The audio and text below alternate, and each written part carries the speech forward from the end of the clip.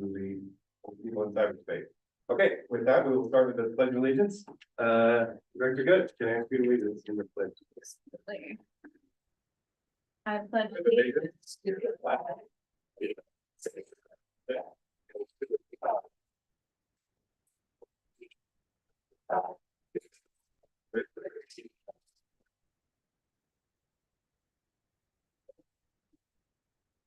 We'll start with the consent agenda.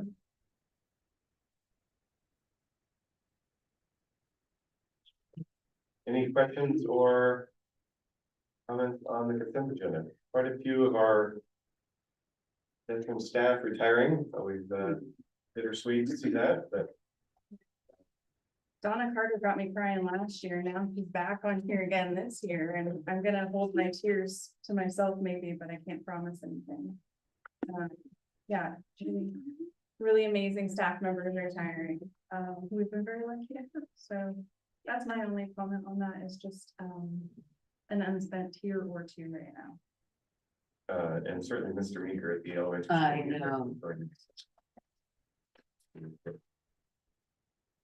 know. Okay, any other, if there's no questions, can I get a motion to approve the consent agenda? I move that we approve the consent agenda as presented in our. Yeah, I'll second. Oh, nope. I think. Sorry, Aaron, I'm back. Aaron McClellan. All right, we have motion in a second. Any objections to the consent agenda as submitted? Okay, seeing none, passes unanimously. Great, moving on. Agenda modifications. We just have one policy you're gonna pull out, but we can deal with that. Yeah, it's the library media AR2 that will pull, we made some changes. Also, if I read the motion, I think Oh. Oh, yeah. so You're right. it's basically called out. You're right. ASB, you're gonna make a report? Yeah. Okay, all right. We will, so thank you for noticing that. We'll add that as, make that the new A under reports. Okay, you'll be up first here in a moment.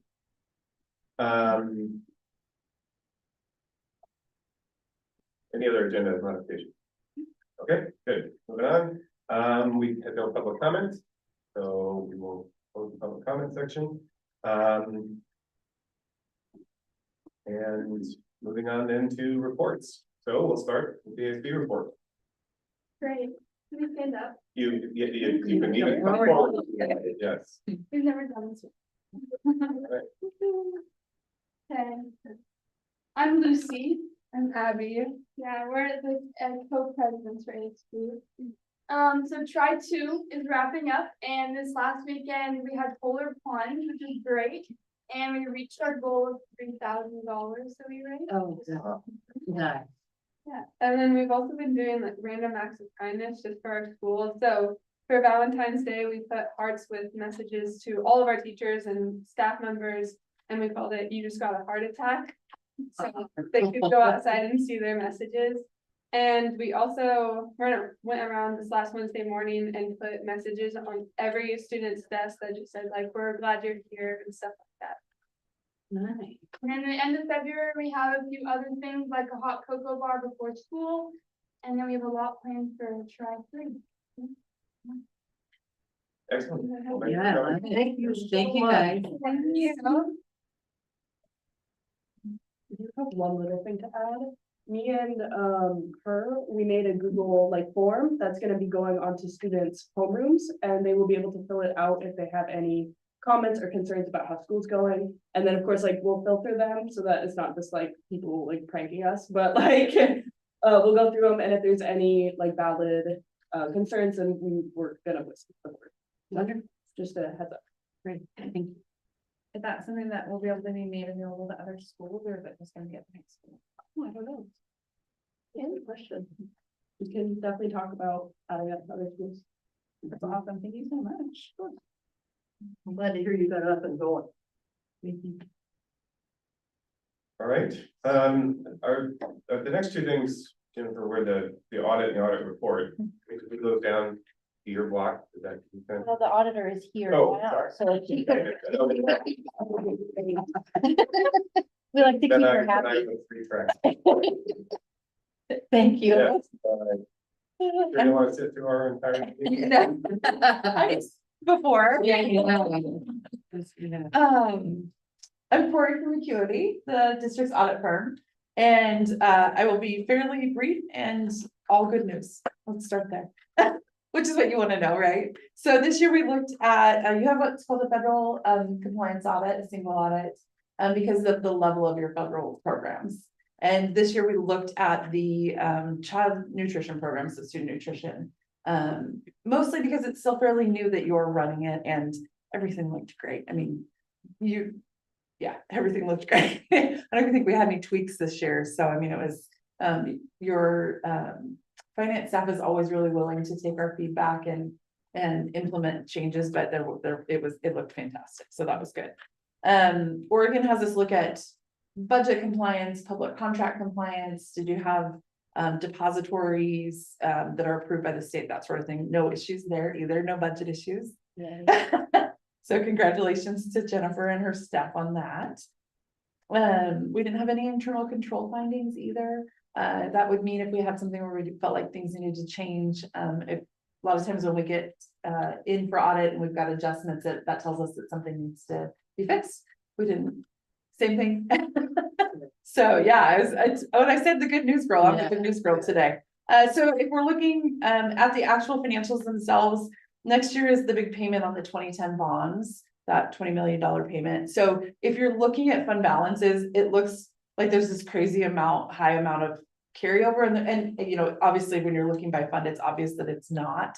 Most of the carryover that's sitting there is already tagged to have to pay that bond down.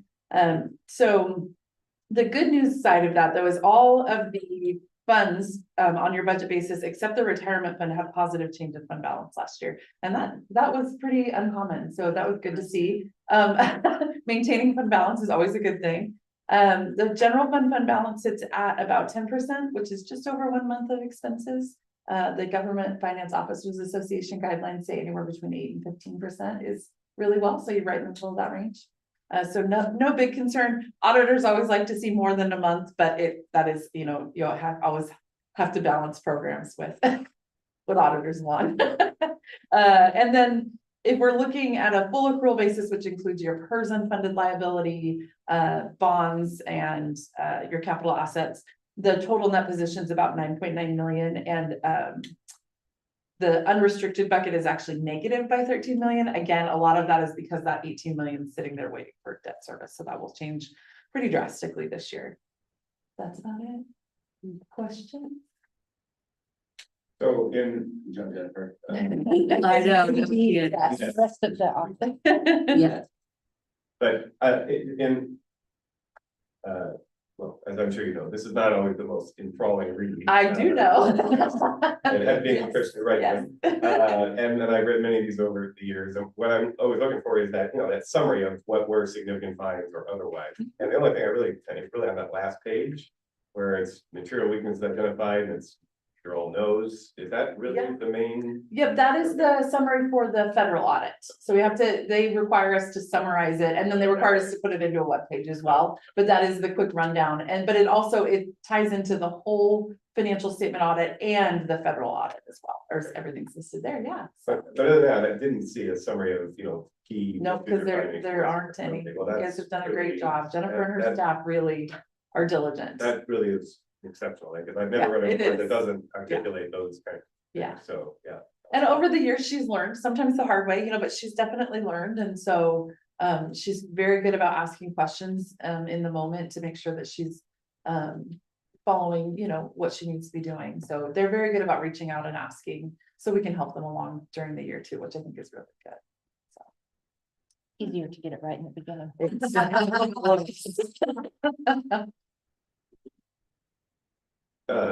So, yeah, any other questions for auditor? I like that report. So, we have the audit report, which is what we got a hard copy of, at least I did. And then we have the financial audit, which is the healthier, thicker document that was, you know, online. We just have to approve the latter. Is that right? Adopt the latter, okay. Yeah. So everyone, what I discovered is the only way to get to it through the board on track was to go to the web, to the district's a little bit. Right. Whatever, yeah. So hopefully you all found that, read it. And I hinted at this as we were gathering for the meeting, but I do feel as a board chair, I did fail with this agenda. We had with the audits, well over 300 some pages of material for one meeting. I will make sure we don't let that happen again. Given you only have 2 or 3 days to read it, Right. everyone has lives, so that's one of my primary roles, is to make sure we have manageable meetings and manageable materials to process before things. So I will make sure that doesn't happen again, along with anyway, so with that side note, You're okay, forgiven. thank you. Well, it shouldn't be, but thank you. All right, with that, we will need a motion to approve the audit as you commented online. I'll make a motion. Okay, so that's to approve the 2024-2025 fiscal year financial audit. Provided by Acuity. Okay, all those in favor? And you're, yeah, okay, 5-0, great, motion passes. Thank you very much. Thank you. You're welcome to stay. Don't rush out the door now. Okay, now, Kings Valley, our annual report from Kings Valley. Welcome, Okay, thank you. come. Absolutely. I was worried about the snow, but it didn't appear, so. Yeah, I'm expecting it later, but We're expecting cold. It's very cold. it's raining now. So. 3:27. It's kind of cool. I'm waiting to see that. Susan and I enjoyed some conversation. It was very. Yeah, we've been doing the 5 o'clock in the morning text. It's been quite exciting. Exactly. Yeah. So thank you for having us here tonight. You guys have had our annual report with you for a little bit. Is there anything in particular you'd like to hear about, probably about last year or current, or the report in its? I have one question, that I alluded to slightly, in your audit report that's included. And you have heard me ask this question a few times in the past, I'm raising it again. It is the, having too much money in your bank account that isn't covered by banking insurance. And we had been reassured, that total had been spent down. It has been, yep. Okay, because in the audit, it wasn't, so I just wanted to make sure that it has, so the audit, in our packet said that there was $56,663 of uninsured deposits. Now, the timing of that may be that it has since been spent Yeah, down, that would have been. because there's an end date and then, Right. so Our, the uninsured is up to dispute to some degree, depending on who you ask. So Citizens, our banks, has stated that our funds are covered. And that's, we operate on citizens' words that they are covered. But it is within the rhythm of the month, given when payroll hits and whatnot, where it falls within that cycle in our account. So the 56,000, that's before or after, shortly after payroll. So we do follow a slide over that threshold and then drop below it. So we're not carrying the cash that we had previously when we were building the building and spending. Okay. Yeah.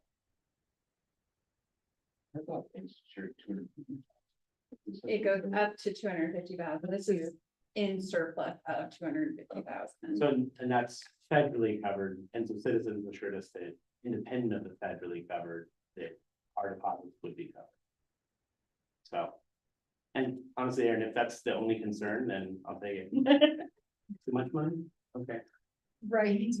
Well, and a simple way to do that is to open a second account, because each Yeah. account is turned up to 200. Correct. Yes.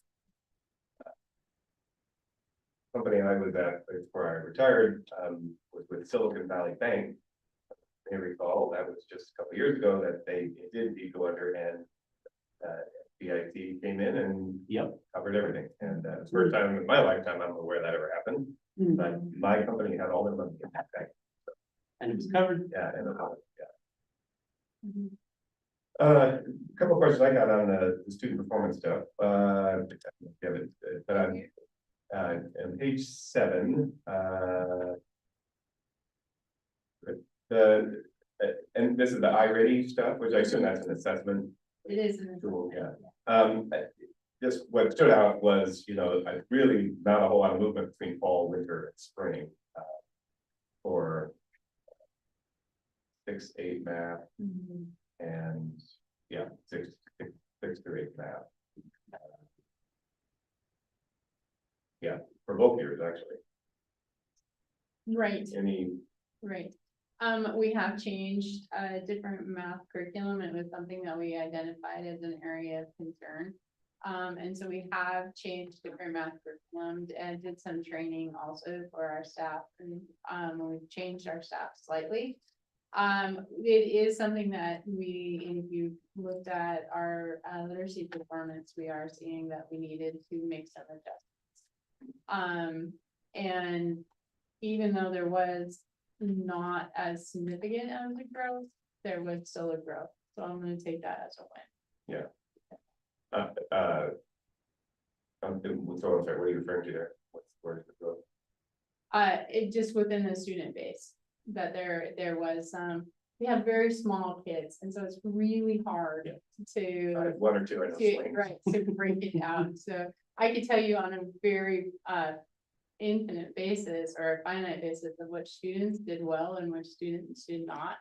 So it's really, I Yeah. mean, to report on it. It's Yeah, I totally understand. That's at the law of small numbers. Very, Yeah. very small numbers. We track every student, and really do try to do it more individualized, but to give you this kind of graph. But we have made changes. We've gone from iReady to iReveal now, From last year to this year. even down to our elementary. So we've changed from K8 different math. And then the other one, upside on page 9, your graduation, was on a very predictable trajectory and then very significant turnaround. And so I'm just curious what you, and again, I know it's small numbers, you're talking handful of kids. Right, yeah, not to belabor the COVID issue, but our graduation cohort numbers really dwindled coming out of COVID, and in the 24-25 school year, they improved dramatically. In the 23-24 year, we graduated 4 students, and so that, in the year before, we lost 11. And have continued to rebound. So some of that is pulling out of that. Yeah, we lost a lot of students. Someone only got a GED, which doesn't necessarily reflect in our graduation rate, and just disappeared off the radar. Mhm. I can see that too, Tom. Yeah. And then, your improvement plans, what do they call it? Plan records. Yeah. You guys are doing a lot of focus on engagement and attendance. The district-wide, statewide, national issue. So I'm just curious, how is that going? What stuff you're trying this year? Because it looks like you have a lot of great stuff in there. Right, it was one of our major areas of improvement was engagement, which we felt was a reflection in our attendance. And then identifying areas of why students weren't able to attend, and trying to help families with it. So our attendance rate, I just looked at that, is up to 88% in our high school. That's one of the largest that we've had in quite a while. And that's even reflective of the last little bit with illness. So it's a large, and we've been battling quite a bit of illness in the last month. And can you just confirm, I know there's full, I had it, I lost it, is that 88% time, 88% of the time they're attending, or is it, you have 88% of the? Of the regular. Regular attenders. attenders, Yeah, you're right. Sounds like. Yeah. When I recalled it earlier, I had it in my head earlier. Yeah, that's always an interesting thing to talk about, that your regular attenders versus your non-regular attenders. Yeah. Yeah, so that's 88% of our regular. Okay. So you have 88% that hit that 80, regular attender is 80. 80%, 80, yeah, 80%, yeah, I mean, it's yeah, not a regular attender, but that's the state because definition. that 80% is 20 days. yes, it is. Yeah, in fact, that was one of the things that we even changed this year in our attendance policy. We had considered regular attenders at 75%. We just didn't think that was a fair threshold. Yeah. So we are in line with the district at district's own attendance policy of 80%. But we're looking at 90. Okay. Which tells me I need to go back and take a look at the policy, Because we should be, because I mean. Right, because that's what we're doing, is looking at 90. 80% is you're missing every Monday or every Friday or every Right. Wednesday, right? I mean, Yeah. You're missing, one day- you're missing, One day a week, yeah, well, you're missing what, wait, one day a week, Mhm. that's It 20%. is one day a week. And I mean, I don't understand how we could find that as a regular attender. So, but again, I know that's statewide, those are the kind of numbers, but I would, yeah, so I'm glad yeah, to so hear. we've what been you're looking at saying. 90, but Yeah. now I need to go back and look at the policy, see what that says. State. That's what I thought, but I want to make sure our policy says the same thing. So, I'm gonna put that on our list. Okay, How do we define regular? It's an interesting thing, and Kings Valley has always had that idea that if your family wants to take a trip, take a trip. If you wanna go see your grandmother, we honor that. Right. If you're in need of a mental health day, we understand that even for our students. So really focusing on our students that are not meeting the threshold of 80% and working with families to encourage more regular. And then far as, you know, making certain that our courses are engaging, that our lessons are engaging, that our social climate is something that, that students are able to adopt. Which means having a full-time counselor available for students for mental health needs, or incorporating SEL into our daily curriculum. So really looking at what our student climate. I will admit, we pull our kids out to take them to Disneyland, you know, every other year or so. So I completely appreciate family doing that, but then got to go to school all the other times, right? Right. Yeah. So, and, yeah, so I mean, I know I mean, we haven't even talked about you guys, but it's no different here. Every district is no different statewide. So I'm just always curious to hear what other schools are trying and what's working. We found some success, and again, it's engaging with the families to find their needs Right. and hopefully engage wraparound services with the community partnerships that we've built. But, you know, finding that root cause, Right. and the attendance, many times it's just a symptom. Of course. Oh, absolutely, yeah, no. Okay, and creating attendance plans, and we have worked with the district on some students that struggle with attendance, and it is a challenge. for Yeah. some of us. Well, it's a good thing to be focused on, for sure. Yeah. Any other questions on the Kings Valley annual report? I'm sorry, I just wanted to put out the reminder that, we did put to, request with OSBA an audit with Kings Valley. And, that should come back to us. What they were looking for was 24-25 audit. Because they only had the 23-24. So I sent that to them. And The one that we have. same one. yeah, and so we should have their report, that we can be able to talk about and go through soon. Absolutely, that sounds like a topic for our normal spring. Yep. Which Yeah. will be here shortly. Yeah. Okay, well, Well. thank you so much for coming in. Hopefully it won't be too icy on your way home. Yeah. Thank you. Yes, Thank you. yes, and I'll talk to you in the morning. Yep. I'll take a couple hours. Thank you. Thank you. As you pointed out, Greenbelt. Career day at middle school would be disappointing. Oh, that's my, you know, if we can all chant just to say, have school, have school, have school. Because that's gonna be the big thing, if, because there's no way we can make that up. I mean, there's no way we can hold that on that same day. And, you know, as much as I love Lego, the kids at Clemens will survive a day without Lego if we are without school, but that career day with 50% coming in. Also, if it gets Just a delayed, hard one. also, it's our 100th day of school. Well, and because it's an early release, if we were to look at a 2-hour delay, kids would come for only an hour. And so if we have to do, or if we have to do a late start tomorrow, we will cancel school.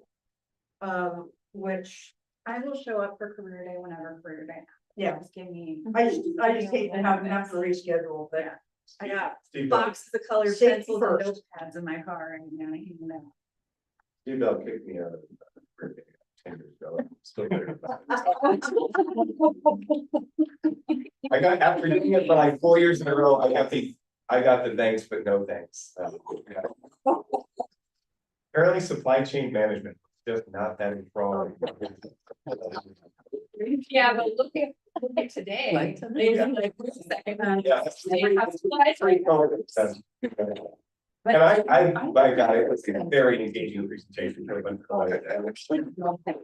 Oh. You know, when the tattoo artist is another option, yeah, I mean, the supply chain guy is gonna. Oh.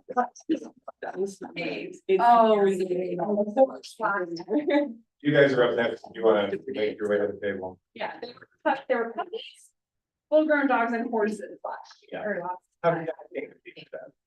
I think About a year ago, we had Steve and I got wiped out with the weather and trying to reschedule that with, we were able to reschedule it, but it was one of those things where people say, oh, we love snow days. I'm like. "Snow days." They're great when there's nothing they disrupt. It Thank takes God to for that. reschedule them. But speaking of other things, we had gallery night going last night. Oh, yeah. I really bumped that tonight. I think I didn't realize it was 2 meetings, but I knew that I'm the board meeting started. Now we want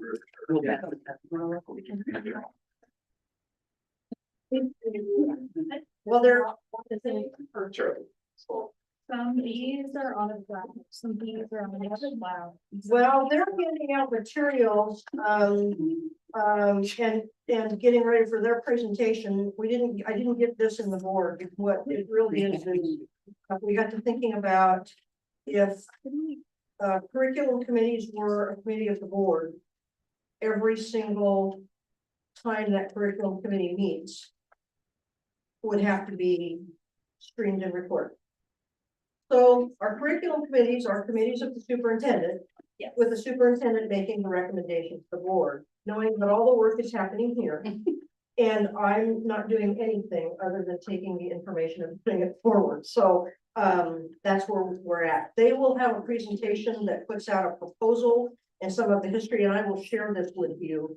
That in the end run, we are looking at the adoption of Reveal Math and using, excuse me, Number Corner at the elementary school or primary school, thank you, which is an ancillary piece of the Bridges curriculum they had that remains very important and very essential for our youngest learners. And so being able to maintain those two. We can look at cost when they're done with their presentation and where we're looking at pulling that from. The key part of this that I wanted to make you aware of is our biggest thing was wanting to establish a set of instructional materials that were on a K-5 continuum, that were aligned and not split apart. We've been operating since 2019, and not in a bad way, with one program for kindergarten and first grade and a different program for second through fifth grade. The struggle is when kids move, where's the alignment? Where's the common language? Where are the pieces and parts to be able to do that? The other thing that's been significant in what we're looking at here is, and you'll hear kind of the difference between a constructivist approach, hands-on, grab, go, to one that is a little bit constructivist and a little bit more balanced in terms of the way that it can be opened up and offered, and I'll let the group talk about that. And it's been some challenging conversations to be able to take a look at what does K-5 coherence mean, and what is its importance, and what does it mean for the benefit of kids. And so, after having been separate for quite some time, the notion of being able to bring things back together for a common look, it's changed, and change is hard. So we'll put that out there. And then I also have a history of instructional materials over time. So I'll come back to this, but I really want them to be able to share their pieces of information because they've worked darn hard. What introductions? Everybody knows everybody, so. I'm Abby Couture from Florida Clemens Primary School. I'm Eric Beasley, and I serve PES and also Blodgett. I'm Emily Helpenstall. I'm the RTO teacher for 4th and 5th at the elementary. I'm Sunny Bennett and I teach kindergarten at Clemens Primary School. One of our also kind of participants in the pilot, she's in the video, Grace Van Houten. And so, and I just want to acknowledge all of our staff that have been involved in the pilot. So it is a lot of work. And one of the things for me and being in a smaller district is that curriculum adoption work happens at the building level. And so it's great to be a part of it. And it's challenging, it's good learning. We go to the next slide.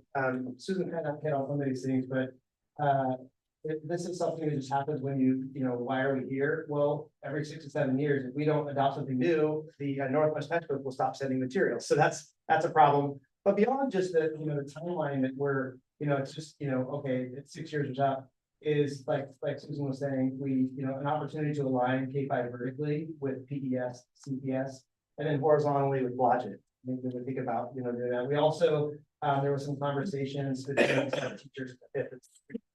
I think it's also important and a good opportunity. And then through our professional collaboration work, we come before to kind of talk to you guys about our MTSS, our cycles, where we review outcomes. There are more kids that need interventions that we would like. And so that kind of comes up as a, so what's going on with our core materials? Where are some of the things that maybe we're not as aligned to some best practices and some materials? So that's an opportunity also to strengthen your program. By the way, just a side note, when we had the ODE people come recently to do a Title I visit, they said, do you have math interventions? Oh yeah, we do that. No, that's not many places have that. So that's good that we offer that, and we want less kids to need it, right? So aside. And then as we're looking at the recommendations that Reveal, which is a McGraw-Hill product, our current at PES and VES, my math and current is also McGraw-Hill. And then however you want to look at K5 or the Readopt Bridges for K1, which is the business. So. I'm sorry. Mhm. That last one was maybe pretty significant there. So what you handed out here, this is the elementary, Correct. but where we retain what we have now for.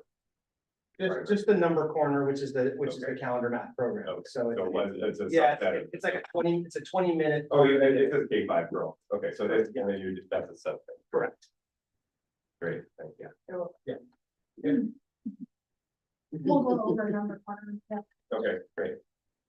So for not including this year, but for the previous 2 years, our instructional or our admin leadership team went to a program to the Center for Educational Leadership.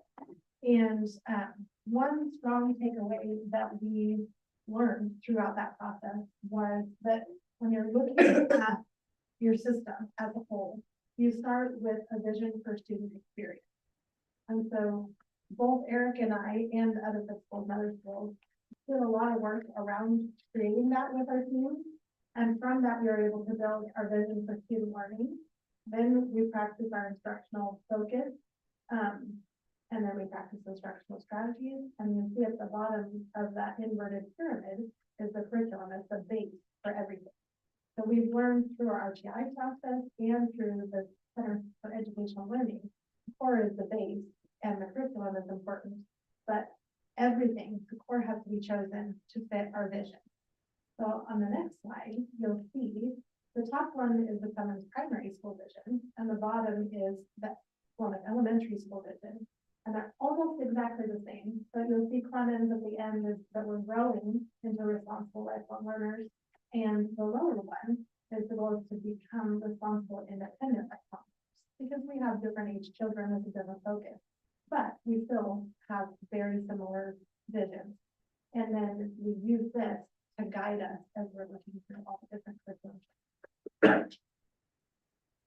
So obviously, when we think about like, what is the research and what do experts say, we want kids to really have a strong, conceptual understanding. We want them to be problem solvers, communicate about that. There's some of these things in here where, the sense making and the fluency, STEM applications, some of those things were kind of overlaid as we were looking at the curriculum, not just like, like what has pretty pictures, although like Aaron, I like that when they have nice graphics and visuals, and that's of course, but making sure that these things really align to what the research is saying. In addition to that, we did have in our process, we had local factors and context. And so thinking about, is it on the approved state list of materials? Teachers looked at it from just a usability. One of the ones we had a lot of different books and some had less. The technology integration, you guys know we did a really big investment in our new lines and comes as the Clear Touch. So wanting to make sure with our Chromebooks, we don't have some of the Microsoft products, we saved some money there. We want to make sure that the visuals that we use align, and you'll see that in the video later. So those factors, as a smaller district, what kind of PL support, some of our professional learning has been able to be brought in via remotely, and that's been actually more effective than I maybe previously thought would have been. It's actually been not bad and significantly less cost when we can bring someone in for a Friday for 2 hours versus flying someone in person. So, and in cost. So those are just some local factors. And next slide. So we, because we're teachers and principals, and we don't have like a district curriculum person who does this, it's just us after school. We used, one of the first things we started with Ed Reports, which is an independent research evaluator group, and they look at curriculum all over the nation, and they have these gateways, gateway 1, 2, and 3. And they look at curriculum and they say, well, they start with gateway 1, does the curriculum have clear focus and clear coherence from grade to grade, lesson to lesson? And if it passes that gateway, it goes on to gateway 2, is it rigorous? Does it have deep mathematical practices? And then it moves into gateway 3, if they pass that, instructional supports, like, is there a differentiation for your low students or your high students, or usability? Is it easy to get around the website? Is it easy to work on the, teacher manuals and that kind of thing? And so my math is what we currently have at the elementary school, and it doesn't meet the things that we need it to meet. And it's only at the elementary school, so it's only 2, 3, 4, 5, but you can tell if it's not rigorous at 2nd and 3rd grade, then by the time they get to 4th and 5th grade, it's much harder to teach. So we were feeling that in our teaching experience, and then when we looked at it, when it was time to readopt, we're like, oh, that is why it's really hard, because it's not working well. So Reveal is one below, and that's the one that we're hoping to adopt. They need all of their, check all their boxes and go through all their gateways and things for it from straight. So this is, I won't share the whole thing with you. This is our timeline. We've been working on this process for 2 years now. We started looking at there's 10 curriculums that are approved K-5 by the Oregon Department of Education on their list of approved curriculums that they've adopted. So we started by looking at all 10 online. Some of them are like purely digital. There's no textbooks at all. So it was easy to eliminate a couple. We're not going down that path. We like touching and working on things. So it was easy to eliminate about 5 of them, which led us down to the last 5. We ordered copies of all of those, so teachers were able to look through them, and we then narrowed it down to 2, which we piloted in fits and starts. Some teachers piloted full units, some teachers just lessons to kind of get a feel for what the 2 were. We had 2-hour trainings from each of those 2. It was Reveal and Into Math, which is the same people that make our reading curriculum, because we have intro reading right now. So we piloted both of those, and then as of this last spring, the team decided to eliminate my into math and do reveal. So we have half of Clemens right now is piloting reveal and about 5 teachers at the elementary school. So it's pretty in our system now. Hopefully they'll be our early adopters for next year.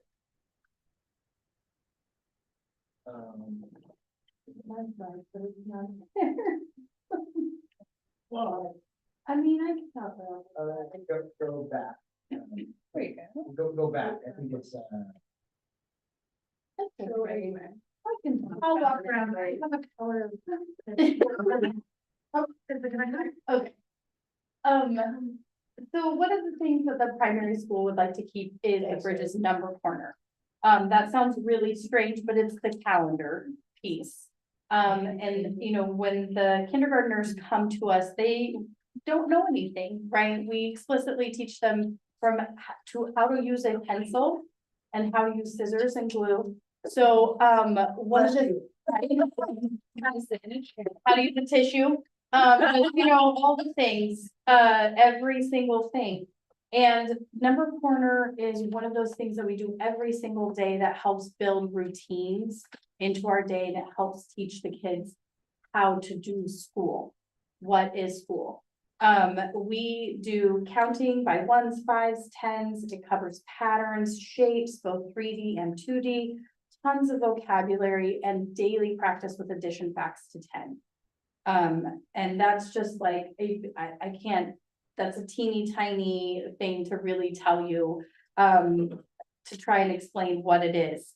It helps us build routines. We have a lot of repetition of concepts every single day, same thing. It helps us connect to real world problems. And then there's also another part there with delayed gratification. So we put, you know, special events on our calendar and they're waiting for it.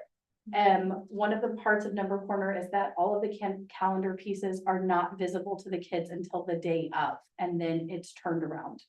And so they're predicting what's coming in the pattern. They're predicting what the next number is, all of that kind of stuff is very exciting. So that's why we want to keep number corner, and reveal does not have a calendar piece to it. And all of us use number corner every single day, so. So I don't want to have it. It's a bummer that the pictures didn't come up. One of the pictures is, the top picture is my current number corner. Abby took that picture today. So if you look at that, you can see that we're counting objects on the calendar pieces. We're talking about pennies and nickels and how those two things relate to each other. And then we have 3 different ways that we are tracking how many days we've been in school. In 10 frames with link chains, and then a by 1s number line that we fill in a new number every day. And tomorrow's the 100th day, so it's a very big day. In kindergarten. And you say, oh, we could bring 100 of something, right? We don't do that. So what we are planning is, we do a special 100th day snack. So parents have sent in different kinds of things: Cheerios, Fruit Loops, chocolate chips, mini marshmallows, pretzels, and they're gonna count out 10 of each of those items onto this special placemat. And so they'll make 10 groups of 10 to make 100. We will also create art about what we will look like when we're 100 years old. So that, and it's a short day, so that's about all we're gonna be able to do tomorrow, but it will be a fun day. I'm gonna try and look like I'm 100, and I'm pretty close, so. Not close by.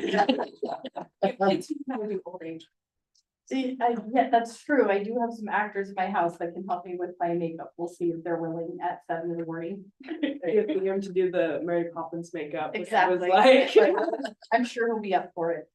Do students get, so I see students copy, every student gets their own copy.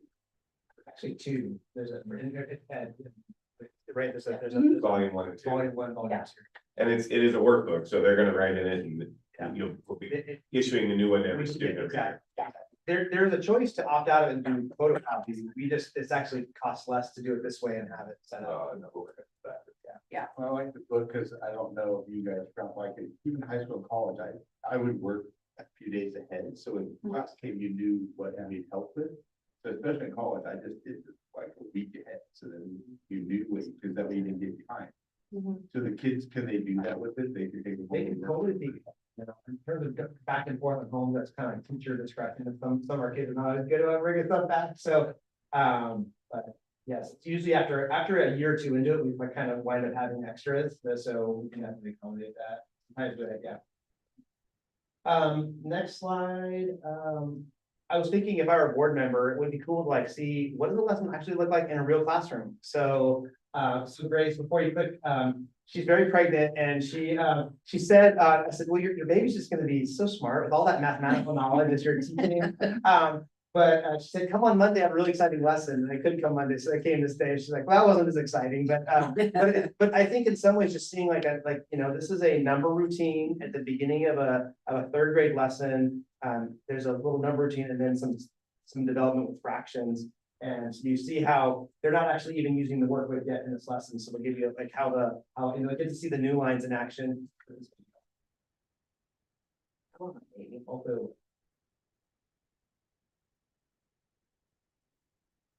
maybe turn the volume.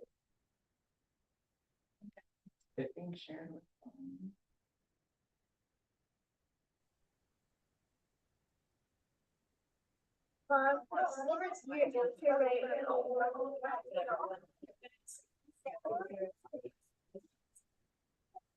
This is where we get the feedback. 40 and 60 plus 40? 100. And what does all mental math for you? Next, and it's greater than or less than greater. And then go to our last one. Yeah.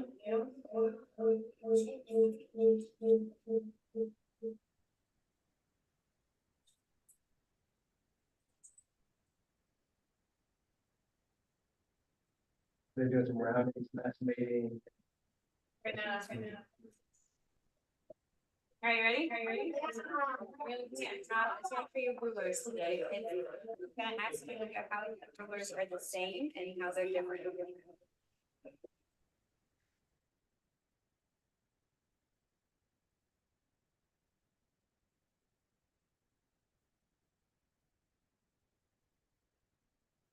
All these slides will work with our Chromebooks and also Dynamic Links.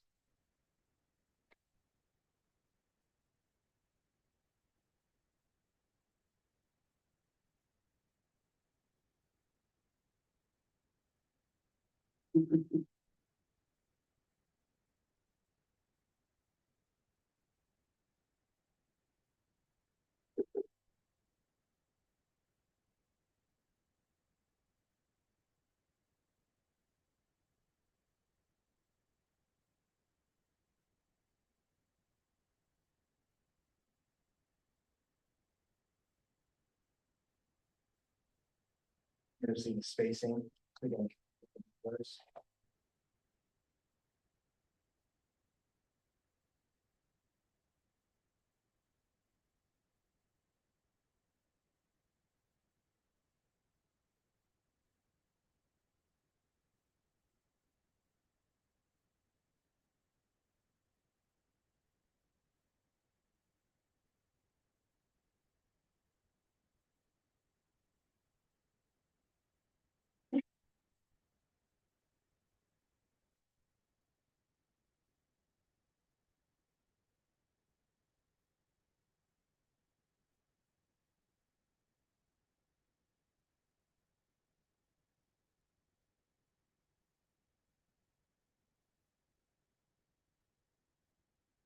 Cinematography. Behind it, not expose their faces and stuff.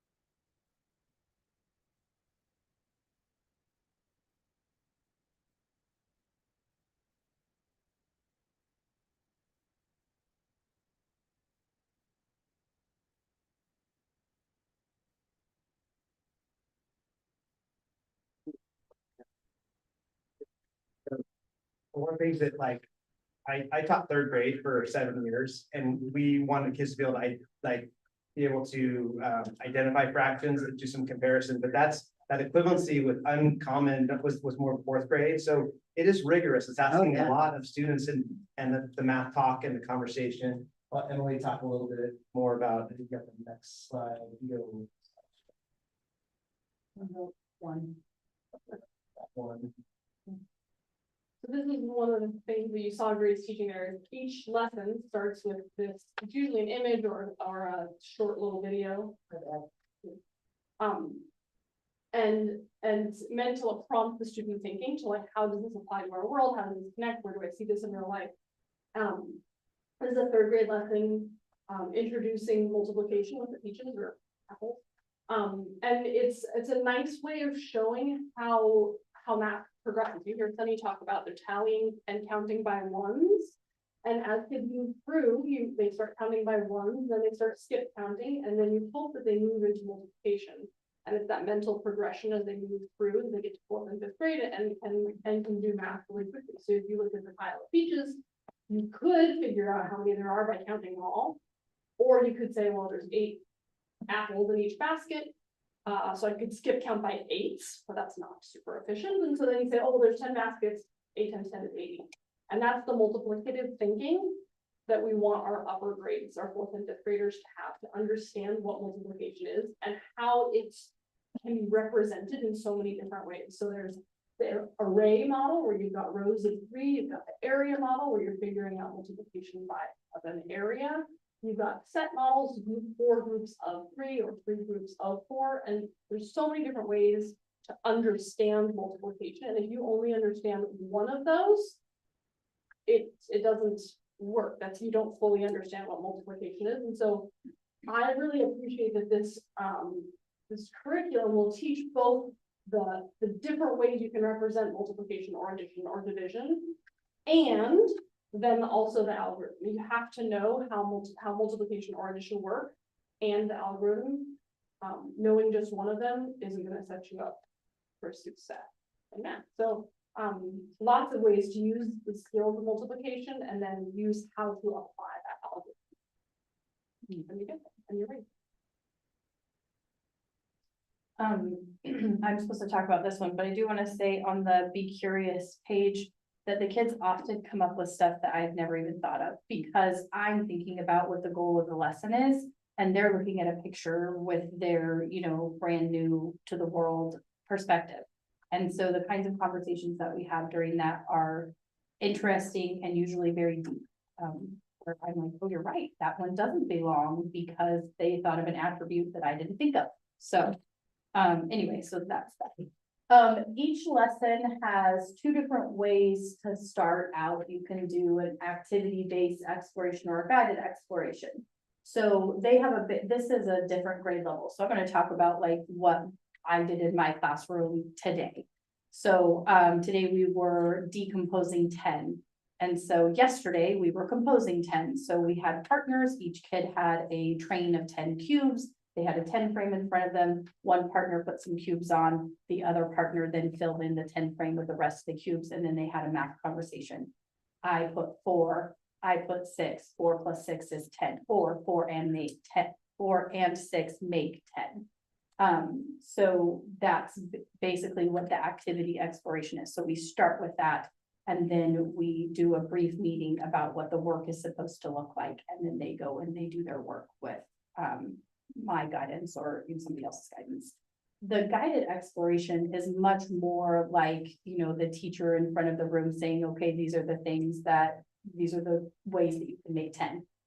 And then we do the work in the workbook together or whatever. So the activity-based stuff is very collaborative, really concrete examples, and it's really engaging for the kids. It can be a little bit more difficult to manage, which is why it's nice that we have the guided exploration also, because it makes it easy to leave for a substitute teacher. And I can just leave a substitute teacher the workbook pages and the document camera, and they can teach the lesson. Because in the kindergarten curriculum, all of the directions for how to complete the work are at the bottom of the page for the adult that's helping kids.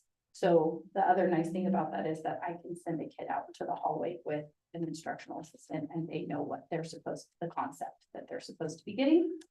See what else? And then there are slideshows that go with the guided and the active based.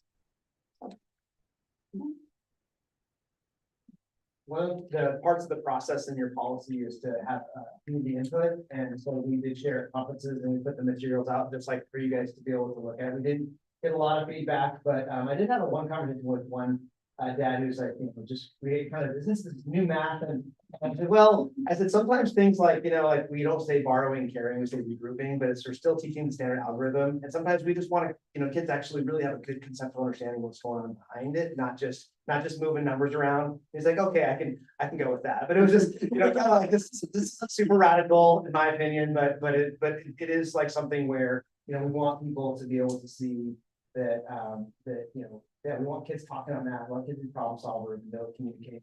And it will be a shift. I mean, it's going to be, and an adoption like this, where you're talking about 3 different schools and 26 teachers, they're going to have different opinions on, different pros and cons, but, and with just like with parents.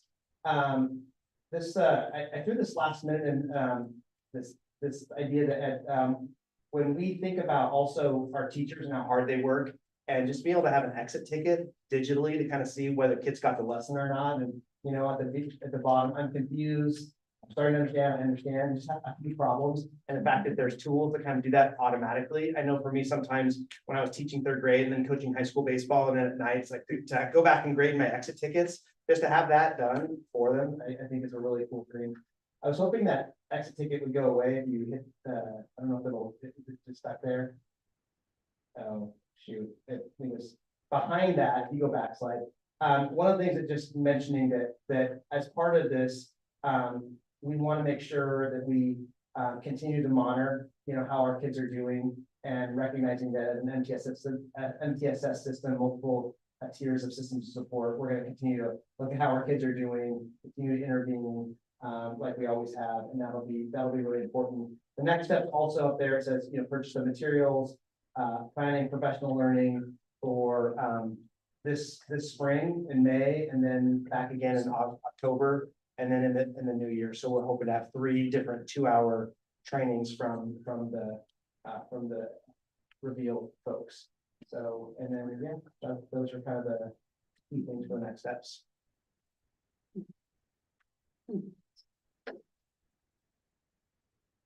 So the plan is to deploy next year. If we do this.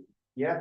So and the thought is that if we can get the materials to our staff before summer, it's always coming back, and then everyone's then we thought, what we have, like at Clemens, half the teachers are already have the materials, and so we finish the rest of the purchase and get that, and then people can have it. We're not expecting people to work over the summer, but they'll have what they want to have that stuff in hand, and then doing the May training will kind of help them, kind of be prepared for the fall implementation. And then about October, as I was mentioning, to come back to it and say what's working well, what adjustments.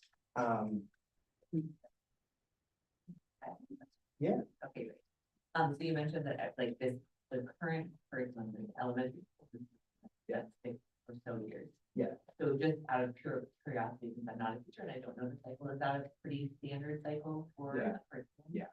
7 years. Okay. Wow.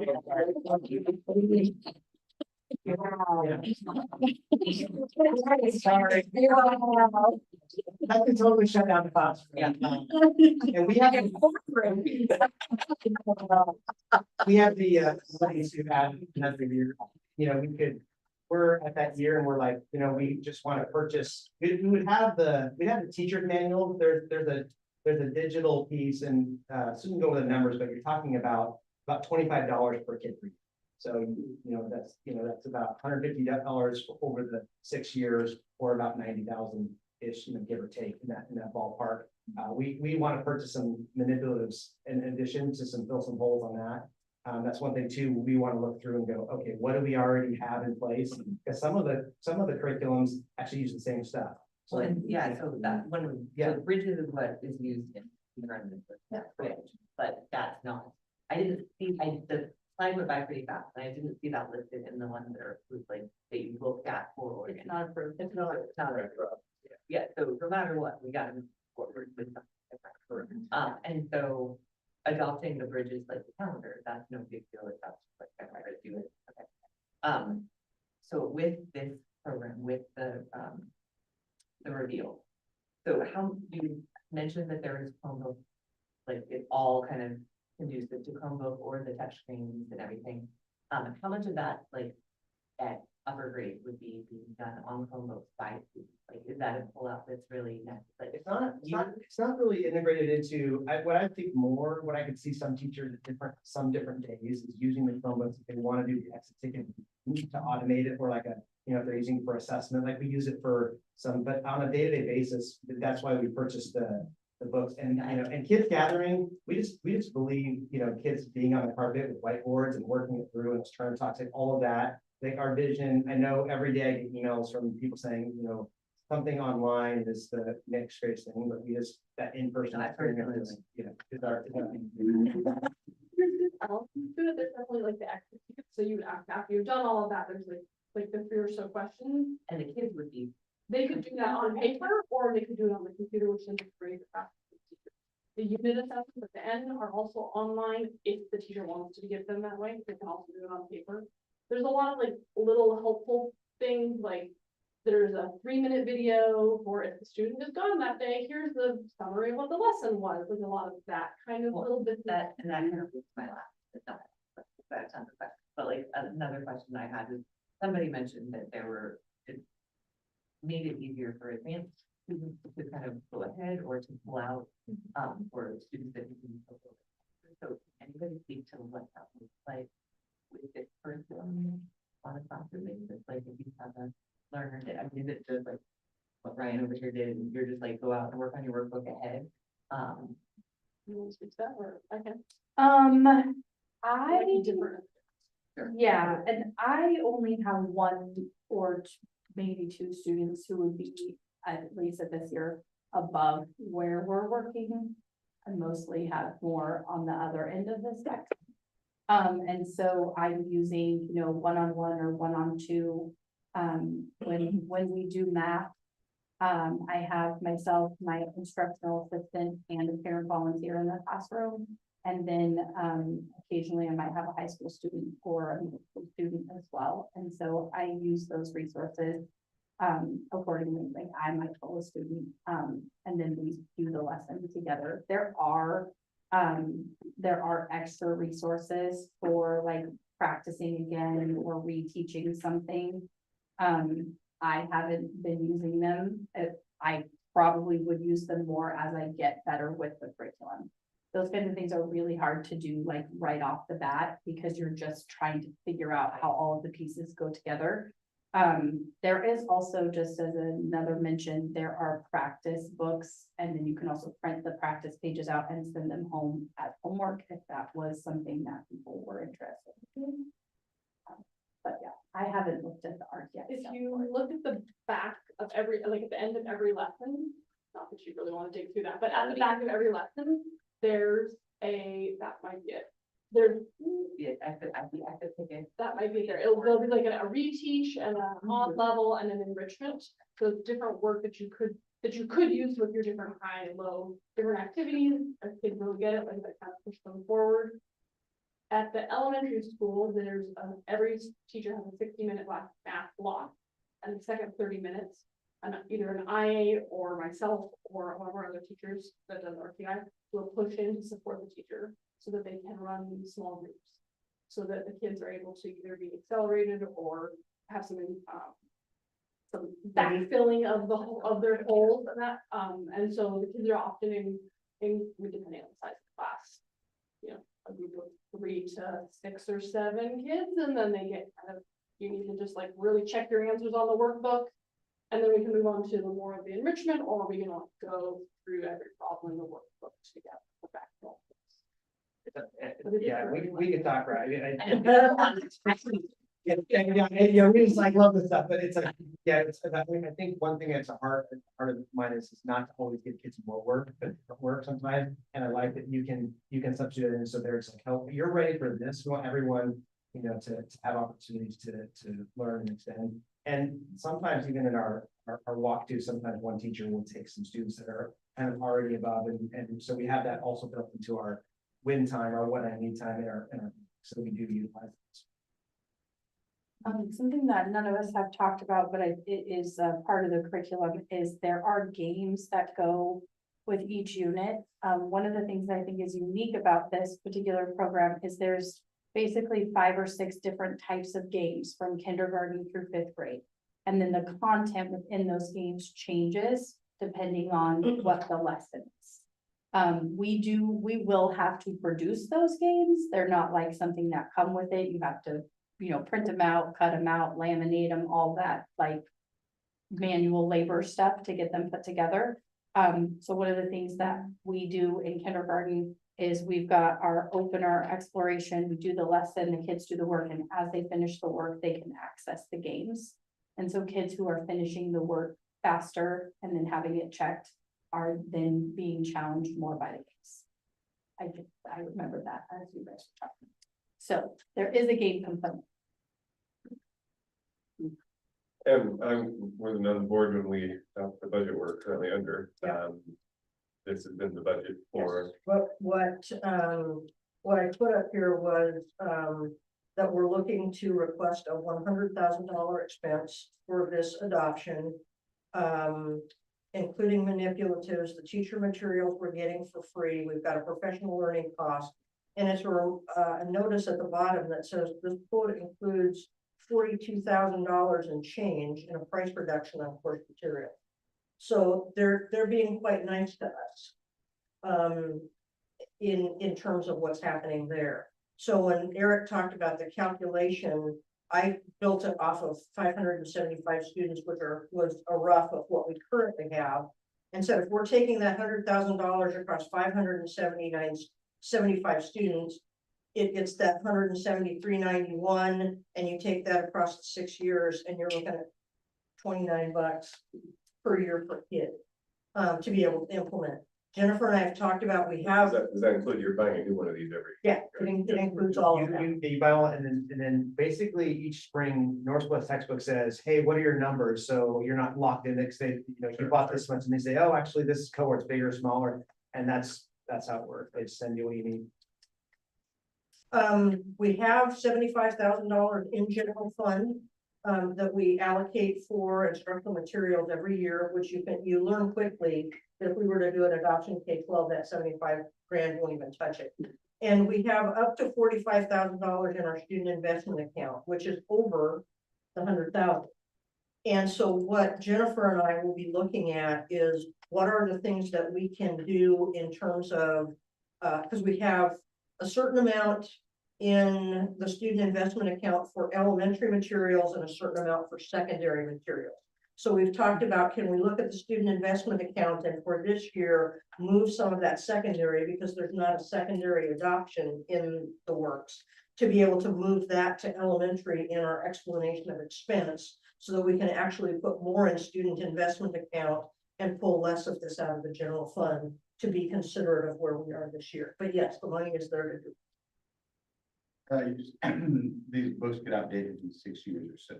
This book is copyrighted 22, so this company guarantees us for 6 years. Yeah. And oftentimes, we go through the adoption cycle every 7 years. And oftentimes, the same companies will produce just updated curriculum, so you purchase the newer version of it with some changes. So sometimes you can get the same curriculum if you're really liking it. Other times, like now, yeah. It doesn't expire like massively. No. No, it's just that they will. Like our current MyMath, they're not selling it anymore, but they'll still sell the workbooks. They're just not gonna. That's just what they have to produce the work for the step. Yeah, this is a contract we will enter into with the company that says you will give us these things. It's also printed in the USA, which I found kind of Yeah, a lot, pretty good. We have the teacher edition and of course the workbooks, but there's I think, see the teacher, there's a textbook that students have, as well, right? Nope, No, they have the work. no, so it's in the- okay, The differentiating one, there's an assessment workbook, there's a games thing, we didn't bring it. Right, okay, All y'all think that we have it if you want to. yeah, okay. But there's not a textbook, that's what. I really appreciate the math is mindset part on the bottom of each of these pages, and I'm looking at the first grade one. And one of these says, what can you do today to help build a good relationship with a classmate? Which is wildly beautiful, and I just wanted to call that out. What about math makes you feel most confident? So they're wrapping that, whole experience in school. And there's a warmth to this math book that I don't remember experience, even beyond that. So I just wanted to share my appreciation for that. I also love that there's a lot of spatial reasoning happening in here. Because, Ryan talks about hiring people to come work for him. I want really people who are really good at spatial reasoning to come work for me when they're a little bit. No, that's super cool. The curiosity component, the be curious ones are great. And I loved your example of talking about like the students might see something different in a photo than you do. Because I lost the page, but there was one where it was like a lunch tray and it was be curious. And one of them had different food on it or like different amounts of food on it. My very, my brain was like, why do they not have the same food on them? But maybe a kid would think, oh, that kid doesn't like sandwiches, they like something else instead, but. Yeah, I think it's, they always make me feel like I have very limited creativity. And, I know it's not true. outside the box thinking because they see things that I don't see. And often it's when what doesn't belong. That's the one that they are always getting me on. Anyway, there was one for groups of 10 and there was one that said 5 + 5, that was it. And then one that said 4 + 6 = 10. And then one that had 3 purple bears and 7 yellow bears and one that said 4 + 1. Which one doesn't belong? And so I'm like, well, 4 + 1 because the rest are 10. Right. But they were like, well, the one with the bears doesn't belong because the rest are numbers and that's bears. Oh, well, actually, the one with the equal sign doesn't belong because the other ones don't have equal signs. So. Pretty obvious, Sunny. I don't know why. You saw that right away. Great, okay, do you looking for a? So I move that we, yes, we're moving to purchase his material. I think we're adopting the curriculum, right? The Yeah. original math curriculum. Mhm. And you don't need the financial approval, it's in the budget, or do you want? It's in the budget. Yeah, okay. So we just wanted to let you know Yeah. kind of what the cost was and. But I think the motion is to adopt the reveal math curriculum. Okay, that's what you're doing? That's Okay. Second. All right, excellent. Any other discussion? I know this is a multi-months year of work, so well done, congratulations, Yeah. and always exciting to move on, so, all right. Thank you so much. All in favor, sorry. Yeah. Sandy, all in favor? Yes, sorry, I meant to do that. Wait, Yes. those are so long. Yeah, they are. Those are so long. They're always nice. Okay, to see you. I'm. I will. Come to more meetings. Tell your We friends. still have, well, I guess. oh, we should- Yeah. Come to more meetings.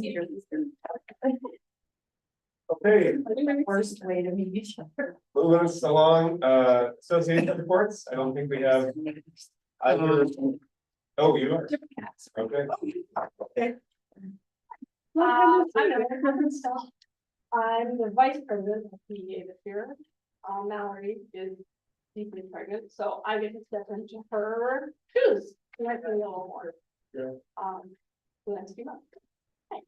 I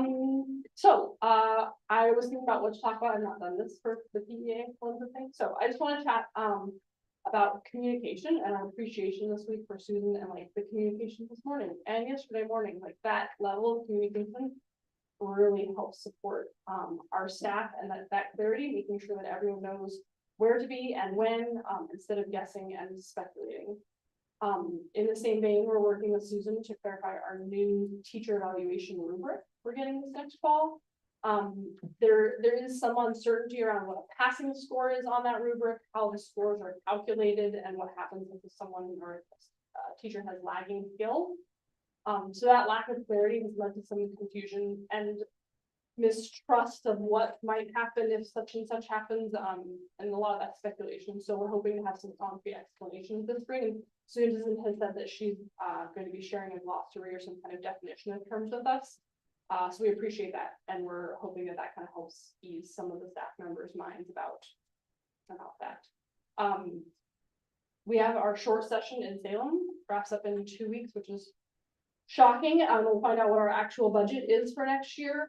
I know we understand that there's not a lot of money to go around right now, so we're hoping for clear, rapid communication as soon as you know things or can share ideas.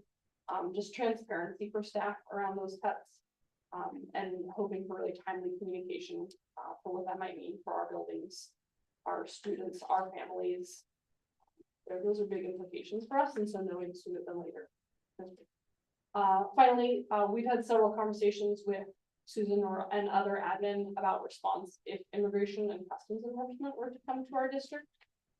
We are, or our town, our schools, we are aware of the board resolution, so we understand that, but it doesn't give as much guidance on if ICE were to be waiting for students or families that pick up or drop off or come to the school. We'd like clear guidance and protocols for that, to keep our students safe, and we just don't have that yet. So it's the guessing and the theorizing around these kind of issues, trying to make contingency plans because the expectations are unclear or information hasn't been shared, can be really stressful for staff. So we appreciate Susan's communication about the weather this week, the little things, or they can be big things, and her commitment to clarifying our evaluation process for next fall. We would appreciate that and hope that transparency continues as we work with Susan and our admin, all the other situations. I think the only thing I'd follow up with to be able to say that just for everybody to hear is that the budget forecast that came out, the recent one, was better than what was expected. And so knowing that, as long as things continue to work forward in that vein, we're looking at the hope that we may not have to cut in the rest of this year. Would be the ideal hope. Thank you. Yeah, right, they started with was a $700 million gap, and then the new forecast dropped that by more than 200 million, I think. I think there's been 2 updates, I think it's 200 million. And then they're looking at divorce, we matched the federal tax exemptions, and the beautiful bill gave some more tax breaks. Oregon's looking at divorcing our, state from those, so those tax breaks, basically it's the same as what people have been used to. And that's another 300 or 300 million, I think. And so then you're down from 700 down to 200 million of a shortfall, which is still not trivial, but it's way better than where we were if they pass it. I think that I have that accurate. Yes, nope, you're on it. Okay, then we have no OSCA. Oh, sorry. The very last. Oh, yeah. Well, it's not. I mean, it. Not you. I mean, I guess that I feel uncomfortable not having the school have very clear guidance on what to do. So the immigration control comes to schools, and I would like to make sure that we do that. Yeah, and that's establish that every time. Feels like a discussion that needs to happen. yeah, and part of that was, I think part of that was some was, I'll own that, my misunderstanding of saying if we're seeing vehicles on the outside, we bring kids in, and we would do that in any kind of situation after school or something like that. But the notion of being able to say, if this, then that. Yeah, it feels very like, it does feel very narrow, but I don't feel like it's Yeah, incredibly. no, important but that that's- there is that. it is. because Otherwise, it does feel very. I have it on my I list agree. for I when agree. we talk through it, and I will make sure we Just put to it make sure we. on the next board meeting. Okay. Perfect. But yeah, I think it should be the same as fire drills or the scary person drill or Reverse. whatever we do. Reverse fire drill. Yes. Okay, no OSDA reports, so we will move on to superintendent. You had my report for once in the packet that was, shared ahead of the meeting. And so, in the interest of our time, I don't want to dig deep into that. Two things that I wanted to highlight. One is that, earlier this month was our recognition of our counselors, of our school counselors.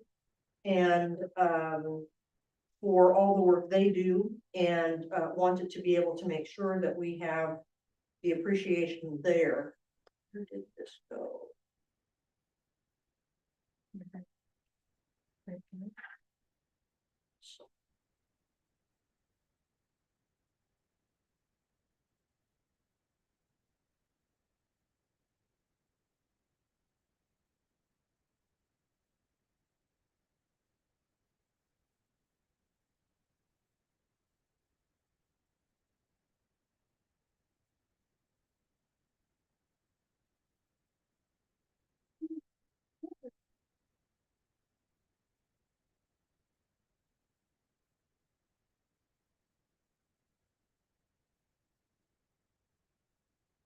The other piece that I added at the 11th hour, because I just got it today, had to do with the Flow 2050 visioning process.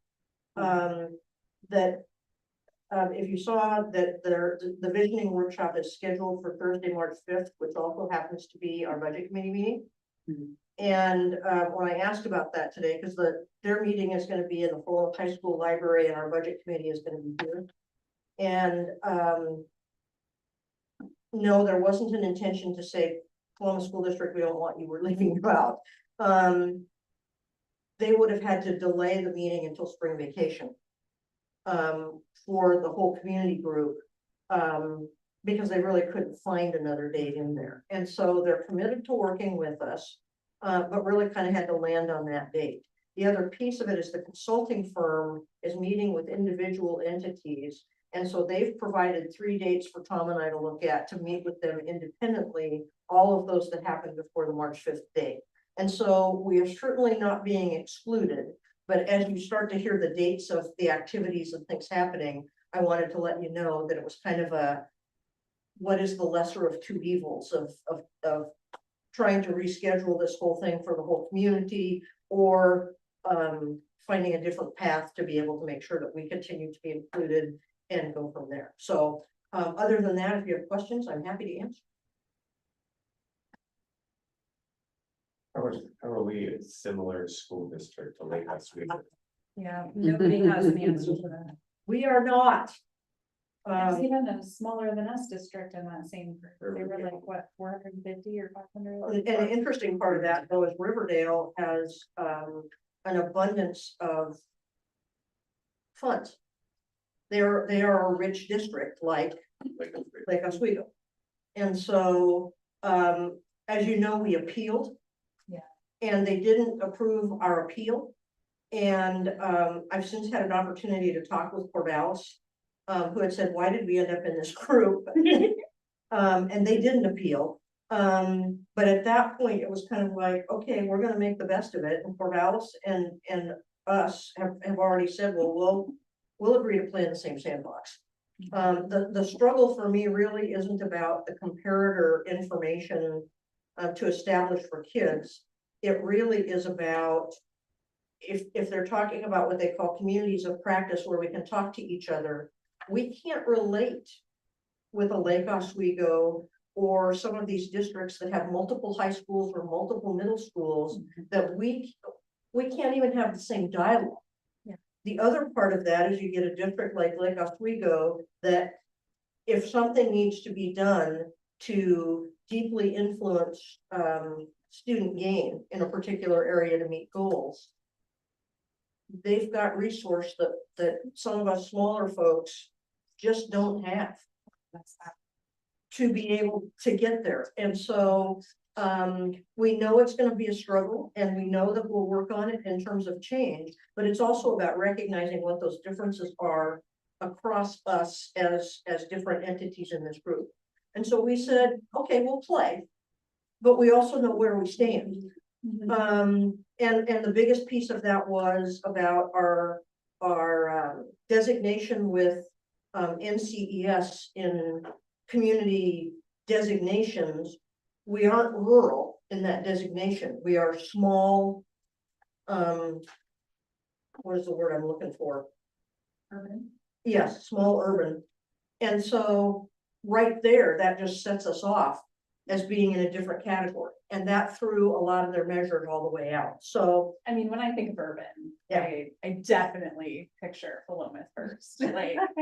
so we know what we're walking into, but I just wanted to lay it out there, kind of where their final determinations were, and we're going into it with our heads held high and doing the best we can. And we know that we will do the alignment, probably with those districts that are closer to our size and those that have single middle schools, single high schools, that we can actually have common practice conversations. Okay, that's anything else on the superintendent's report? Jennifer, to you for our financial report. I'll do the same as Susan and say I put everything in the packet, and if you have questions, I'll be welcome to take them. I did mention that our ending fund balance is probably going to be less at the end of this year than we ended, and Corey mentioned it was around 10%. I think we'll be lower, maybe 7 to 8% by the end of this year. We'll have used some of what we had left over. And then I gave you a narrative about the per side bond. It was riveting reading, I'm sure. But it's important. We've been talking about it for the last couple of years as that end is coming with the bond. So I wanted to give you all some information to digest. Yeah.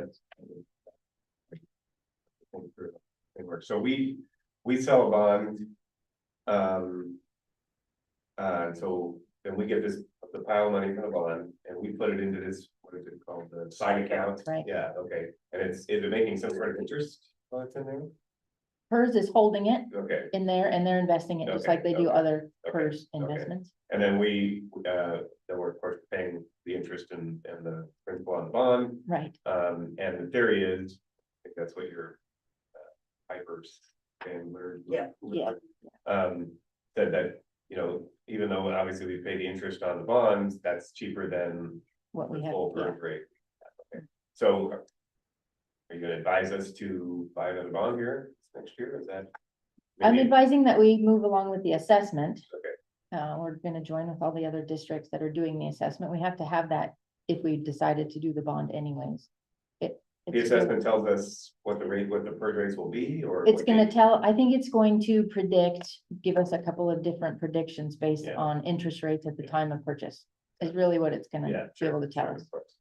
And What was our interest rate on the bond we have now? I think it was like 3.5%. Yeah, About the time. right. Yeah, Yeah, yeah.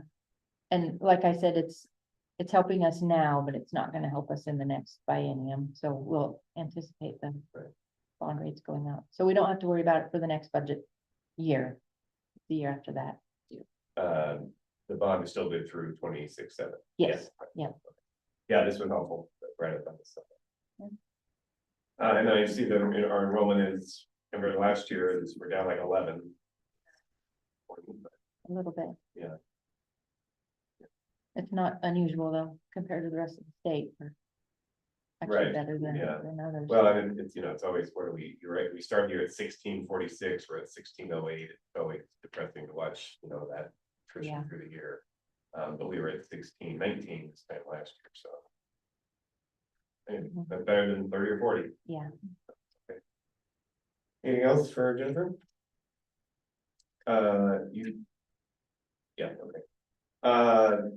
Lastly, I put on your school board liaison reports that I'm not gonna, I didn't mean to put you on the spot, but I just want to encourage, we all know what our roles are, to reach out to the principals and say, just do that check-in. Walk through the building, ask them how things are going, what issues they have, et cetera. Courtesy to make sure you let the superintendent know when you're having that meeting, but, and then, if there's anything to report back, I just met with Eric, I'm with the elementary school, and got another tour of the building, which was always great, and we had a great discussion about their improvement plan, or what do you, is that what you call it? Yeah. Which I think is outstanding. So, anyway, I just want to encourage all of you to, you know, do that reach out since we aligned on those roles at the beginning of the year here. Any questions on that? Yeah, exactly. That's all it is. We'll follow reminder. All right. Moving on to the discussion item section, the pool update. Pool update was in the packet and I did an update, but it tells me my file's corrupt. So, the repair work to do the, install of the new filters and the mechanical room repair were scheduled for February 23rd, 24th next week. And it has been postponed until March. Spring vacation is when they're gonna do the work. Due to a delay in equipment acquisition from the contractor. And so they felt that instead of coming and doing it in pieces and parts, it would be better to just reschedule the whole thing. And so what it's done is it's just postponed by the course of a month, what we're doing. But all the plans are in, the approval of all the entities that needed to say, yes, you can do this, have done so. And we're excited to be able to. Was the pool supposed to be open over spring break or? Some of it would be, but see, they were gonna shut down for those couple of days. They were gonna do the work in February. Yeah. And so what they'll do is the same thing. And so if it's open during spring break, which I believe it's scheduled to be, they'll just shut it down for like 2 days and. Like, looks like they're gonna turn it around really fast. Yeah, it's, they planned for 2 days with a third day possible if they ran into problems, but they feel like within 2 days they can get it set up and turned around. Great. Okay, and then strategic plan and objective update. The strategic plan and objectives update, we did, where we're at right now is we're looking at what are the, we're looking at the, what are the metrics that we want to be able to use and what are the current actions and having help being able to fill those things in. Get this out of place. Expand it. The other thing that we're working with is we went back to Eric and Abby and company mentioned our work with the Center for Educational Leadership over the years. And a piece of that used the language of what is your ideal state and what is your current state. And so we're using that language and that theory to be able to go backwards and put into, instead of just objectives, because the objective is really the ideal state. And the, you know, the where we are right now is the current state. We want to be able to make sure that we're really focusing on, so for instance, in the ideal state, what about equitable and excellent? What's future ready? So when we think about measures and think about the information that we have or that we don't have, let's remember how important these were when we talked about them before, and being able to also take a look at making sure that we're we spent 2 years with the Center for Educational Leadership for a reason, and it gave us some good information. So there are more hands in it to be able to make sure we have the information we need. And I'm just waiting for us to come back together to be able to have a little bit more information. But it was kind of that nice aha to bring it back and say, oh, remember when we did this? And its level of importance. At this point, are we done with Vince for, you planning to repay them for anything that we haven't finished yet, or where are we at? And that's really kind of up to where this group as a collective believes you want to go. Yeah, there is some money still on the table, that, you know, we write a, paid him a contract and there's still hours available, so we want to pull him back in. But, you know, I think what all that did was feed this set of objectives, and then I think we'll want to do a, you know, a retreat type of thing where we look at the 5-year plan. And that's where I think we pull it more what came out of that. And we don't want to lose the portrait of a graduate and the things that we spent the time on there. And so that's where I would see that coming back into play. So I want to give Susan time to work with, you know, we provided these objectives, we just approved them last month. And then she's been working with her staff to start putting the strategies and the metrics behind it. What I will do in this, and we meet first, in a couple weeks before each board meeting to outline what we're gonna cover forward, what the agenda will be. And in our next conversation, we'll look at those objectives and schedule every month. Let's pick 2 of them that we just talk about. Where are we? What are you working on? How's it going? You know, any adjustments, and we'll just rotate through and be constantly looking at those 2, rather than trying to cover all of them at once, or even all of them every 2 or 3 months. We'll just kind of look. So that's the plan, and Susan, I'll come up with a schedule of that. And hopefully we'll be looking at a couple of next time. Does that make sense? Yep. Okay, and then Jennifer, you had budget calendar, prep calendar back on here. That's just a reminder. No, when we rescheduled the board meetings, the budget hearing was scheduled for June 11th on the prep calendar, but our new board meeting is the 18th. Okay. So we need to decide if we're going to hold the budget hearing separate or change the budget prep calendar. Yeah, I would say we change the budget prep calendar. So you want that, do you need a motion on that, or do you need to publish a new calendar? I can publish a new calendar. If you guys want to vote on it, that's fine, Yeah, but I can just, there's no need, that's fine. Okay. But shift it to the, okay, I'll do that and share it out. Great. Okay. Yeah.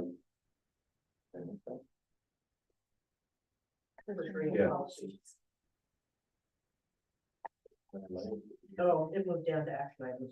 Okay, I Uh, have a different agenda here. yeah, it's not the one I write in the EDC. But I had my hand. My bad. Um, You're on it. It's 2026, Susan, I'm online. I don't see that. My workbook. Yeah, exactly. I would prefer a workbook, but I have the online, so. Yeah, so that's it for discussion items. We're moving on to action items, and we have a very large set of second readings, which in theory should be ready to adopt. So the policy committee met and discussed these a couple of times. I'm assuming, I confess I did not do a side by side, but that Michelle, we got all of the changes we talked about in the policy meeting or in versions. So it was Director Gudge and myself and Susan and first Michelle. And we also had Diana Barnhart there from King Valley, just tune in because if they have a policy of their own, they use that. If they don't, then they adopt our policy. So she's gonna, I think, try to attend our policy meeting. Anyway, so we can either go through each of these if people have any inputs, or we could approve as a block, depending on people do how much, you know. Did you say those? Oh, sorry. Did you say there was one that needed to be pulled out? Oh, yes. It is the instructional or IIA. No, it was instructional materials, AR2. Oh, the AM. Okay. Yeah, it's just one of the ARs. IIA-AR1 is the instruction. Oh, okay, so AR2 didn't make it in. No. Okay, then There's never mind, No, it's already. two. AR, 1, 3, 4, and 5. Oh, okay. I think that was one. So two the whole. Oh, yes, yeah, okay, yeah, Aaron and I read every one of them and came to the meeting with comments and we discussed them and, and most of them were, a lot of typical cleanup, and in some cases there were some shifts in. Oh, the big one was, and that's what I guess I should have gone and checked, it was the bus. Yeah. The conduct, and we were gonna make sure that the policy and the AR or the list lined up. Did we rationalize that? I think that's it. I have my notes. Once that back in the day, you got kicked off the bus, you got kicked off the bus. It's pretty straightforward. Yeah, it's pretty involved now. Yeah.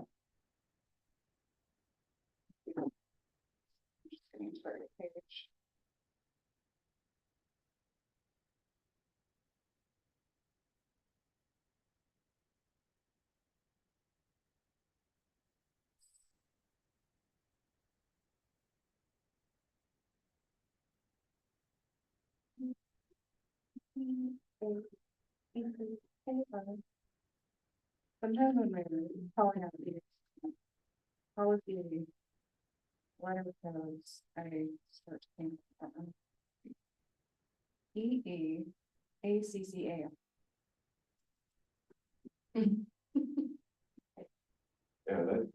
I'm trying to get to the right page. I scrolled in more. Thank you. I was on 175, which is very aggressive in my scroll. 200.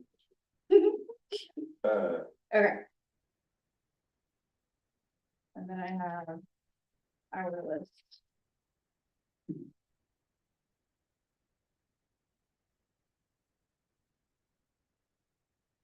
You guys all read your 216.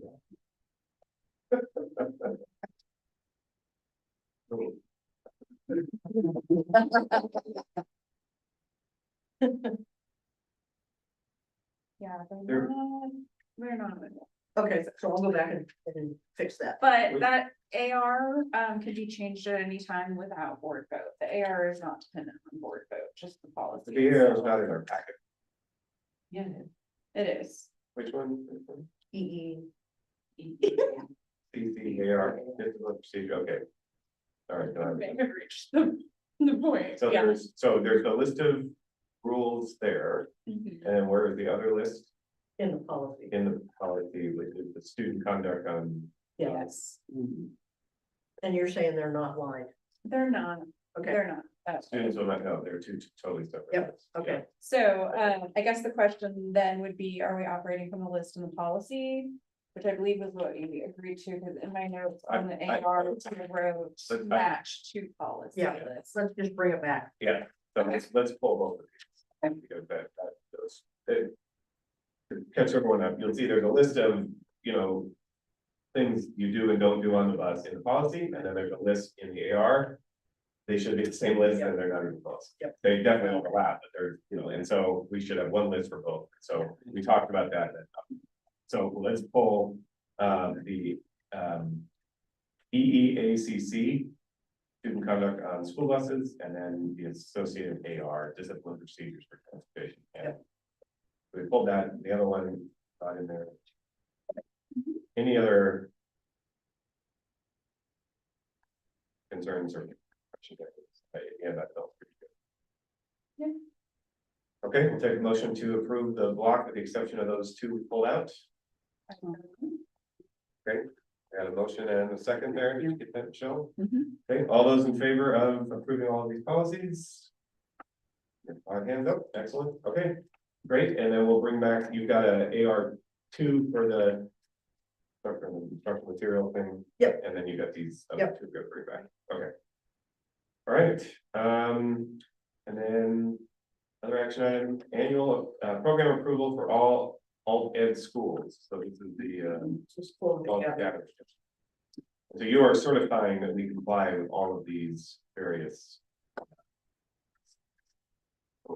Yes. And this year, there were no changes to it this year from the prior year, so. The list of things you've got to report in. And the outcomes that were listed.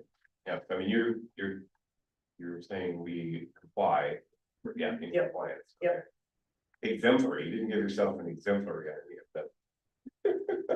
I mean, it's self-assessment, that's a little tough to do, isn't it? Oh, no, I'm really great. I'm really great. Yeah, exactly. Kept bringing a few E's in there. Okay, so we need an adoption of the,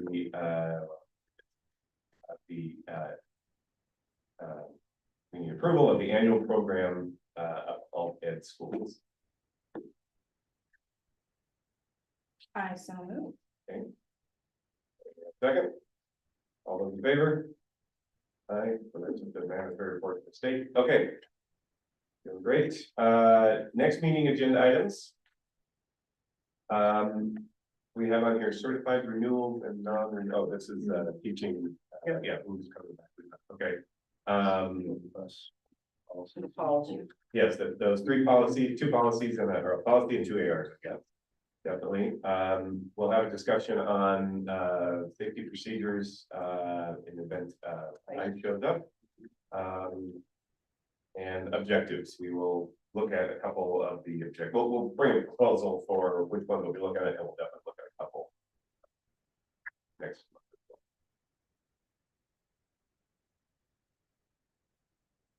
Anything else? Request for next. Will the legislative short session have? Yes. meeting is on the 12th. No. We kept the second one. We kept the March one. In March, 14th or something like that. Yeah. I don't think it's quite gonna be over. By eight, so Oh, the 8th, you will okay, have thanks. to wait. Yeah, I mean, You know, it's right in there close. they were halfway like 2 weeks. We may have someone. Yeah. updated. Yep, that's a good idea, thank you. I'll-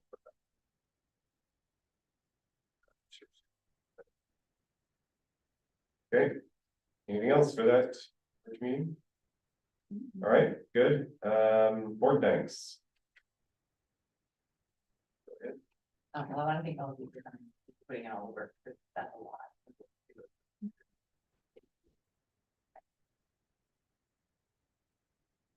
I want to thank Jennifer, staff for, like, I agree with Tom, like, to have nothing where it got pulled out, but it's like, your color side by beauty. Just love it. So, You read the whole damn thing, look I- at. Thank you for making me not feel. Yeah. And then I also just personally want to thank all of the counselors. Well, I didn't, because it's like, you did have the appreciation, but man, what an amazing group of people, and what an amazing job. I just. I didn't know that. Oh, that's good. Well, I did. Thank not you. do it. So. Thank Okay, other things? Michelle, thanks for always putting the board packet together. I know that's not a trivial thing, especially yeah, and yeah, we'll make sure it's not for you. Eric, thank you for taking my elementary school home with a cold and pass it on during the. Sharing is not always caring. Right. Give it away. It's a kid when like. They were trying to figure out where that COVID or the food in the kid had bowl. Like all kinds of stuff. Get flu test now. Since when did you get a flu test? Never. This is a new thing. Is that like? Just the other day. When we- Yeah, got a flu test. Yeah, exactly. And for probably both. Yeah. Take a thing with that kid. Right? He's getting there, he's doing great. Yeah, I should point out, Abby's still here, we had an Eagle Scout complete a project at, Clemens Primary School, some, sensory hubs, which I would call a sandbox, but, the educational term is sensory box. But, so they're up behind the, play shed, between play shed and PYC, so. Oh, cool. My mom was out there all day on Sunday with those boys getting it done. So thank you, Tom. They did. The kids were looking. Oh, good, great. Did they get the lids? One has arrived, the other one is the weather. Yeah. Is all I can say, Yeah. and I ordered them separately so that at least one would be there, but yes, we need to get those on. as- Just for before the, cats just for the come out. weather and the cats. Hopefully it's not the neighbor. You guys, you call sandboxes at the primary school, is that? They're cattle troughs, but we cleared the grass and then they put down the gravel and then they put those and they fill them with lava rock, plastic down and fill them with sand and then mark the whole thing. The sand. Yeah, play pretty with sweet. toys. Right, and then the sand, yeah, then there's toys in there. Kids can- around. I have pictures if you want to see after. Well, I've been told by somebody that, cats won't go to beach sand. Beach sand would have salt in it for toys, but, the guy used to haul like stand back over for toy boxes because cats don't want to go to beach sand. Oh, interesting. It might be beach sand. No, I'm sure. Oh, cool. Either way, they need to cover. Yes, Yeah. They're covered. Yeah. So, yeah. and we don't want it completely saturated. No. We don't want it it- all right, right. inches It should- long. it should- Standing there. There's holes in the bottom and that's lava rock, it should drain, but but yeah. they're- Anyway, moving on, any other board things? Any board requests beyond the board agenda? I request you adjourn. Yes. Without any objection, meeting adjourned. Well, Well, you guys will open it. In the cafeteria.